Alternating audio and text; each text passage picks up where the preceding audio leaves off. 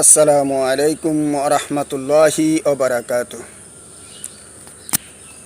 সম্মানিত দেশবাসী, আপনাদের কাছে আজকে এমন একটি কথা বলার জন্য আসলাম ভিডিওতে।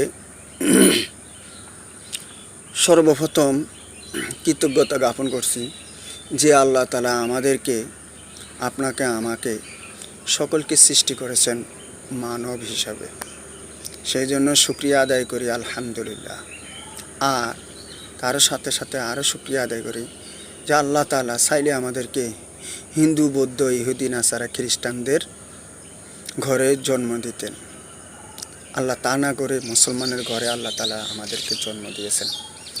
সেই জন্য আবারও শুকরিয়া আদায় করি আলহামদুলিল্লাহ। সুবহানাল্লাহি ওয়া বিহামদিহি সুবহানাল্লাহিল আযীম। সম্মানিত দর্শক, আমি দেশের মানুষকে এবং আজকে যারা দেশের দায়িত্বে আছেন সকলের উদ্দেশ্যে একটা কথা বলতে চাই। সকল মানুষকে একটা কথা বলতে চাই, সেই মানুষগুলো হলো আমাদের মুসলমান জাতি। আমাদের দল হিসেবে আলাদা আলাদা ভিন্ন মত থাকতে পারে, কিন্তু ইসলামের ক্ষেত্রে, দ্বীনের ক্ষেত্রে, ধর্মের ক্ষেত্রে, আল্লাহ এবং আল্লাহ রাসূলের ক্ষেত্রে কেউ যেন কোনো দিনও, যত কিছুই হোক না কেন দেশের মধ্যে, কোনো কিছুই যেন আমাদেরকে আলাদা এবং কে পৃথক না করতে পারে, সেই জন্য আল্লাহ তৌফিক কামনা করছি। আসুন আমরা সকল মুসলমান ভাই বোন, নরনারী সকলে যেন মিলেমিশে দেশের মধ্যে শান্তি বজায় রাখা চলতে পারে, সেই তৌফিক আল্লাহর কাছে কামনা করি। তো দেশবাসী, যারা আমলিক করেন, যারা বিএনপি করেন, যারা জাতীয় পার্টি, জামাত ইসলাম, এনসিপি, যে যাই দলের নাম বলুন না কেন, যারা জামাত ইসলাম করেন, সকলের কাছে একটা বিনীত অনুরোধ। আমি দেশের একটা নাগরিক, নগণ্য নাগরিক হিসাবে একটা কথা বলবো, আমরা দল বিদল আলাদা থাকতে পারে, কিন্তু কেউ যেন কোনো সময় যেন একজন আরেকজনকে কাদা ছিঁড়াছিঁড়ি না করি, কেউ যেন আরেকজনকে কটূক্তি না করে, ছোট না করে। হয়তো আল্লাহ আপনাকে একটা জিনিস কম দিয়েছে, তাকে হয়তো জ্ঞানের দিক দিয়ে একটু বেশি দিয়েছে। আল্লাহ হয়তো তাকে জ্ঞানের দিক দিয়ে কম দিয়েছে, আমাকে হয়তো একটু কাজের দিক দিয়ে জ্ঞানটা বাড়ায় দিয়েছে। এই জন্য ভেদাভেদ কেউ করবেন না, একজন আরেকজনকে ছোট করবেন না, কাদা ছেঁড়াছেড়ি করবেন না। আসুন আমরা সবাই দেশটাকে সুন্দরভাবে সাজাই, মিলেমিশে থাকি, এটাই কামনা করি। আর দুনিয়াতে থাইকা ভাই আমরা সবাই একদিন চলে যাব। আমি শরীফ নিজেকে নিজের যতই শক্তিশালী মনে করি না কেন, আমার মতন কত শক্তিশালীকে আল্লাহ তুফানে ফালাইয়া পাহাড়ের সাথে আশ্রয় আশ্রয় মারছে। তো আমরা কিসের এত গর্ব করব, কিসের এত অহংকার করব? আসুন আমরা কেউ গর্ব না করি, অহংকার না করি, বিভেদ ভুলে যাই, একজন আরেকজনকে ভালোবাসতে শিখি, দেশ এবং জাতির কল্যাণে এগিয়ে আসি, এবং দুনিয়াতে থাইকে আখিরাতের সম্বল আদায় করি।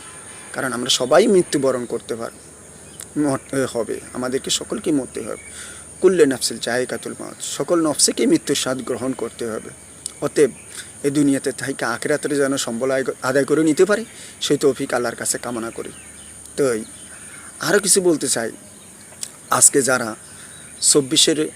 5ই আগস্ট 24 যে আন্দোলন হয়েছে, দেশের সর্বস্তরের সব জনগণ একত্রিত হয়, যেমনিভাবে স্বৈরাচার হাসিনাকে দেশ থেকে বিতাড়িত করেছেন, আমি সর্বপ্রথম আমাদের সেনা প্রধানকে বলবো, আপনি যেভাবে 5ই আগস্টে জন অভ্যুত্থানের মধ্য দিয়ে দেশকে শান্তি শৃঙ্খলার মধ্যে দিয়ে একটি শৃঙ্খলা বজায় রাখার জন্য চেষ্টা করছেন, সেই সম্মানটুকু আপনি দয়া করি মনের মিথ্যে যত কিছুই আছে না কেন সব কিছু ধুয়ে মিশে অন্তর থেকে সাফ করে দিয়ে বাংলাদেশ ভবিষ্যতে যেন ভালো হয়ে থাকতে পারে, চলতে পারে, সেই তৌফিক কামনা করে আপনি পিছনে সব বিভেদ ভুলে যান এবং দেশের মানুষকে ভালো রাখুন, ভালোবাসুন, ভালো রাখতে চেষ্টা করুন।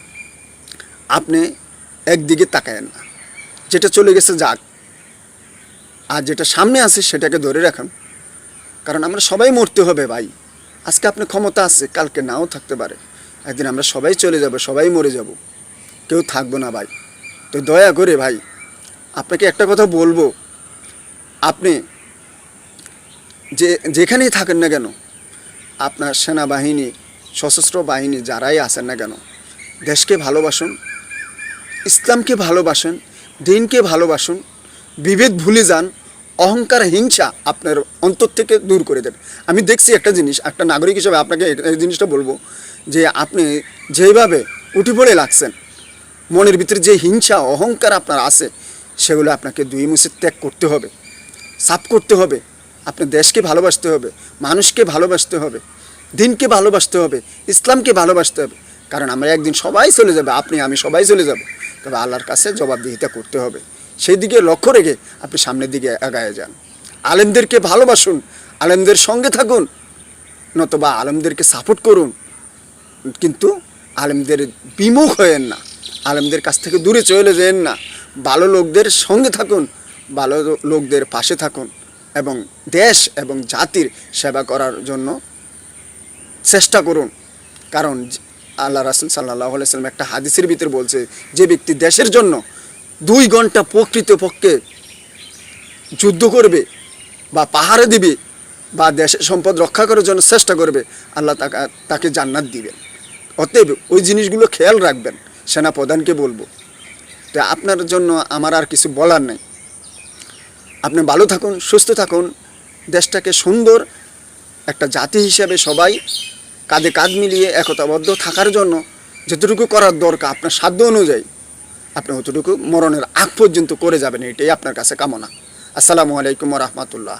আর যারা দল আছেন, বিএনপি যারা করেন, মির্জা ফখরুল ইসলাম আলমগীর সহ, বেগম খালেদা জিয়া সহ, তারেক রহমান সহ যারা বিএনপির অঙ্গ সংগঠনের লোকেরা আছেন, তাদের সকলকে বলবো, আপনারা বিবাদ ভুলে যান, একজন আরেকজনকে কাদা ছিঁড়িছিঁড়ি করবেন না। ভালো দিকটা গ্রহণ করে নেন, খারাপ দিকটা বর্জন করে নেন এবং সবাই একজন আরেকজনের সাথে কাঁধে কাঁধ মিলিয়ে সুন্দরভাবে দেশটা পরিচালনা করার জন্য তৌফিক আল্লাহর কাছে কামনা করি। আল্লাহ যেন আপনাদের সকলের মনকে উজাড় করে দিয়ে যেন একজন আরেকজনকে ভালোবাসা বুকে টানিয়ে নিয়ে দেশকে সামনের দিকে এগিয়ে নেওয়ার জন্য চেষ্টা করুন, এটাই আপনাদের কাছে আমার কামনা। আর যারা অন্য অন্য দল আছেন, জামায়াত ইসলামের পক্ষে একটা কথা বলবো, তিনারা অন্য অন্য দিক থেকে মোটামুটি ভালোই অবস্থানে আছেন। তো তাদেরকে বলবো আরও সহানুভূতি, আরও সামনে সুন্দরভাবে শৃঙ্খলভাবে দিনের জন্য, ইসলামের জন্য, দেশের জন্য, কল্যাণের জন্য, সমাজের জন্য, রাষ্ট্রের জন্য, মানুষের জন্য, তারপরে আপনার ঘর থেকে শুরু করে